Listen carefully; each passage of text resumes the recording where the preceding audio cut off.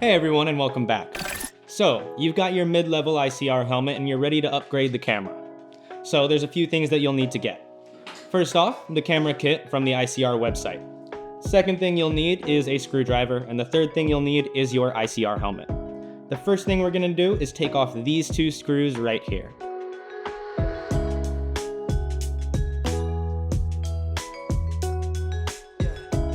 Now, once you have this front cover removed, you'll have a small ribbon cable that's connected to the rear format of your helmet.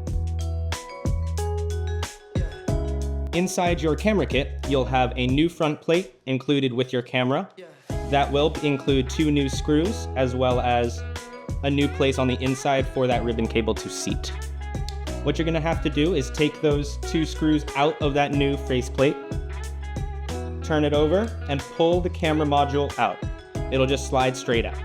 Once you get the camera removed from your new faceplate, you're gonna go ahead and install the ribbon cable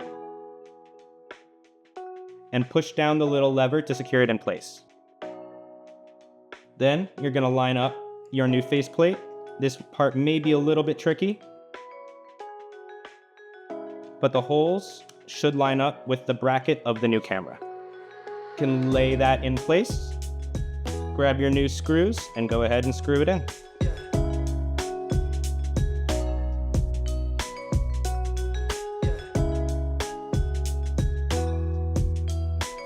To verify that the new camera installation has worked, you can go ahead and open up the recording feature on your HUD.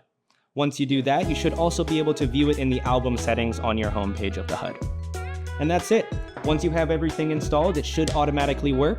You may have to do a double check or a restart of your helmet just in case. But otherwise, ride safe, ride smart. We'll see you out there.